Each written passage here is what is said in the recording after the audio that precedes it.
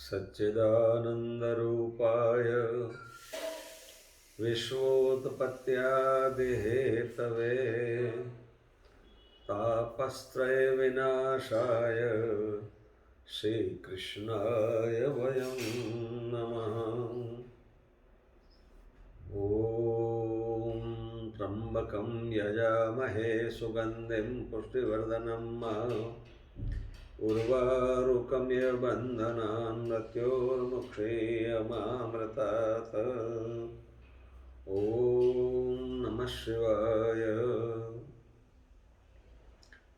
अनंत कोटि ब्रह्मांड नायक स्वयंभू भगवान श्री गौतमेश्वर महादेव जी के चरणों में कोटि कोटि वंदन एवं प्रातस्मरणीय अर्चनीय वंदनीय ब्रह्मलीन पूज्यपाद गुरुदेव के चरणों में कोटि कोटि वंदन एवं सनातन धर्म के आधार स्तंभ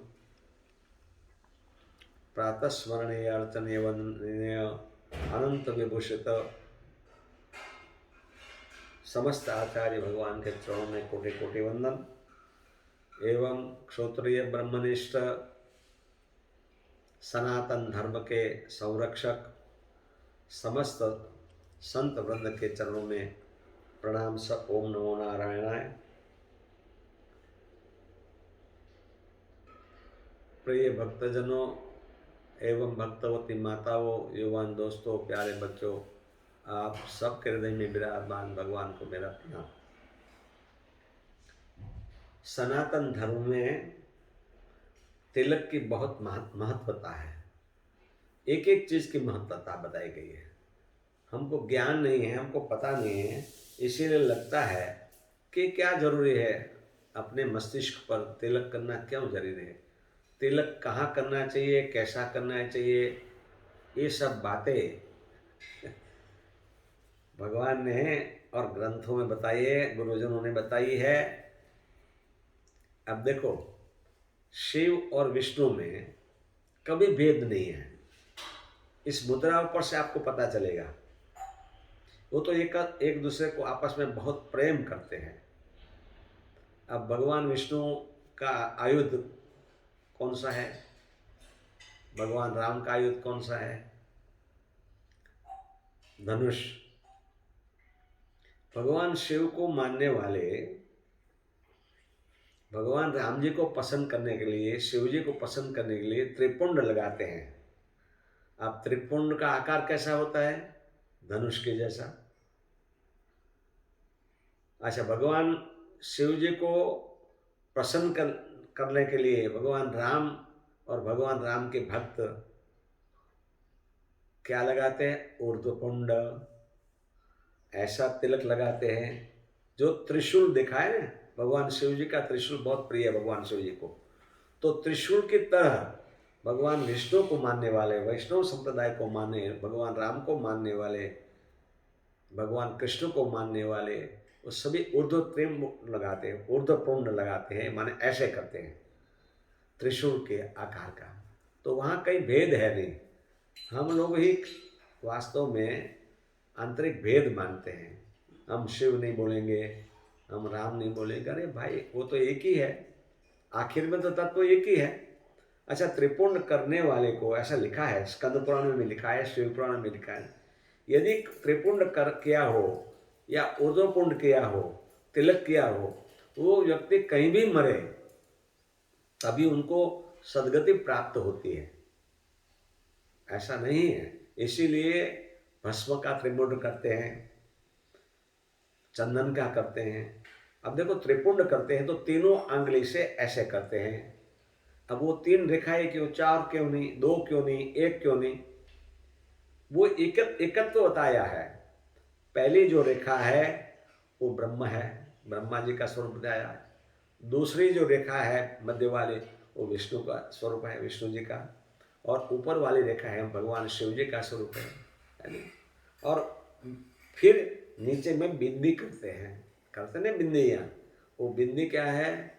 पराम्बिका, दुर्गा, आद्य शक्ति, माँ भवानी का स्वरूप है।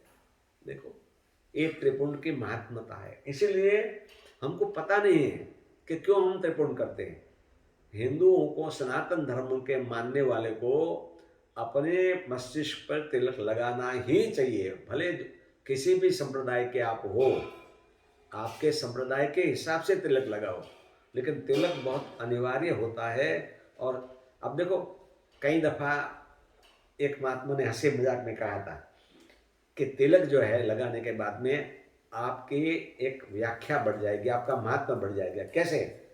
बोले ठंडी का बहुत दिन है, बहुत ठंडा प्रदेश में रह रहे हो और ठंडी बहुत है, हाथ पैर धो के, मुंह धो के, तिलक लगा के बैठ जाओ, अगला समझेगा कि महाराज जी ने स्नान कर लिया है। ये भी एक प्रमाण है। हम कैलाश मानसरोवर यात्रा में गए तो 40 में से 4 आदमी ही स्नान करते थे पहली दफा गए, जब पहली बार गए तो। फिर बाकी दोबारा हरिओम करके टोलिया लेके पहुंच के बाहर निकल जाते थे और तिलक लगा लेते थे। तो लगता था कि ये महात्मा ने भी स्नान कर लिया। मैंने पूछा स्नान कहाँ गए, कपड़े कहाँ गिला सुखाए? अरे मरने के लिए आए थोड़े इधर, हाथ मुंह पर, यहाँ वायु स्नान होता है, वायु स्नान।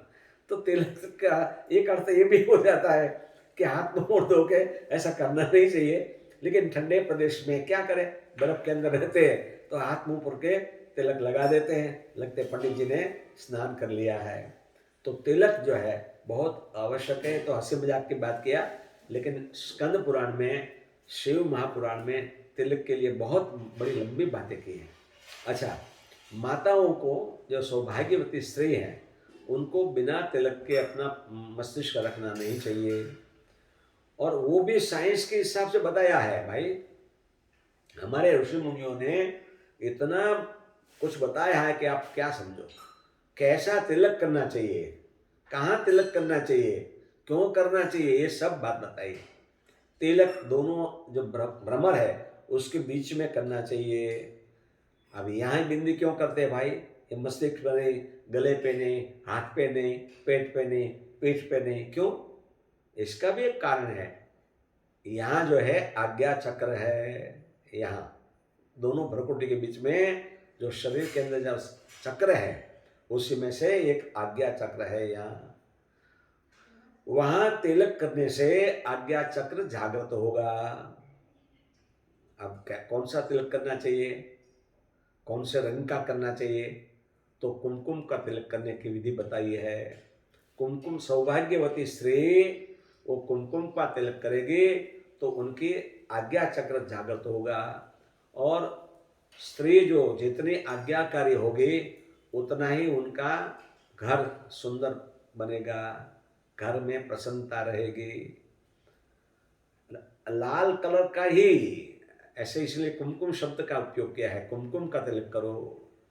अब आजकल तो पता नहीं, जैसा पहरवेश पहनते हैं वैसा तिलक करते हैं, और कौन मना करे उनको। और माताओं को, जो सौभाग्यवती स्त्री हैं उन बच्चियों को तो हम खास आग्रह पूर्वक करते हैं, कभी भी काली बिंदी मत लगाओ। संप्रदाय की बात नहीं करता हूँ, निम्बार्क संप्रदाय में काली बिंदी लगाते हैं, वो एक तो धर्म के हिसाब से लगाते हैं, उसका भी एक कारण है। लेकिन सौभाग्यवती स्त्री को हमेशा के लिए, जिसका सौभाग्य है, उनको लाल माने कुमकुम का तिलक लगाना चाहिए। अब देखो, ब्लैक कलर है, वैसे काला कलर है, ये तो हंसी मजाक के लिए कह रहा हूँ, वो तो विरोध करने का कारण है। आपका, आपके मस्तिष्क पर काला चंदन होगा, काली तिलक होगा, और मंदिर में जाएंगे, माँ भवानी देखेगी, तेरे कौन आया है, हटाओ हटाओ हटाओ, ये अपना विरोधी कोई आया है। सौभाग्य का कलर है कुमकुम, तो सौभाग्यवती स्त्री को कुमकुम का तिलक करना चाहिए। आज तो सब हो गया है, कोई कौन किसी को पता ही नहीं बच्चियों को कि तिलक क्यों करते हैं, कारण क्या है उसका। अब समय हो गया है, लेकिन एक बात बता दें आपको, कई साल पहले, हम 10 साल की उम्र में थे, तब एक राज परिवार का लोग हमारे पास आए, हमको कहा अमुक जगह पे जाना है, हमको ले जाओगे, आपने देखा है? तो मैंने कहा हाँ, हम दिखाएंगे आपको। वहाँ ले गए। वहाँ एक मीराबाई जैसी माता थी, खूब भजन करती थी, खूब शादी नहीं किया था, और ईश्वर पर पूर्ण भरोसा के साथ वो रहती थी, आश्रम बना के। वहाँ मैं ले गया उनको, तो महारानी जी भी बैठी थी और तीनों लड़कियाँ उनके राजकुमारी भी थी। तो उस माता जी ने महारानी को पूछा कि ये लड़की कब विधवा हुई है, ऐसा बोले शब्द। अब देखो, जिसकी मंगनी भी नहीं हुई, अब तो छोटी है, कॉलेज करती थी लड़की। महारानी एकदम शर्मिंदे हो गई, समझ गई, होशियार थी, माता जी भी होशियार थी, राजमाता तो होशियार होती है ना। उसने कहा, माँ क्या करें, बच्चियाँ कॉलेज करती हैं तो उन लोगों को टेका करने में संकोच लगता है। बोले, मत बोलो, आप राजमाता हो, राजे की माता हो, आप माँ हो, आपके बच्चे तिलक नहीं करेगी तो आपकी प्रजा की बच्चियाँ तिलक नहीं करेगी। तो बात संक्षिप्त में कहते हैं, फिर बोले आप आशीर्वाद दो। पुजारी को बुलाया, उस माता जी ने 1 रुपया जो आता है ना, इतना बड़ा तिलक कर दिया अपने मस्तिष्क पे, अपने हाथ से उस कन्या को, और आशीर्वाद दिया कि जा बेटा, तो जब तक जिंदा रहेगी ये तेरा तिलक कभी भूसाएगा नहीं, कभी विधवा नहीं होगी। तो बताओ कितना बड़ा आशीर्वाद मिल गया। इसलिए तिलक होना बहुत जरूरी है, तिलक पर से ही पता चलता है, और तिलक हमारे सौभाग्य का चिन्ह है, इसलिए तिलक लगाना चाहिए। हरि ओम तत्सत, हरि ओम तत्सत, हरि ओम तत्सत।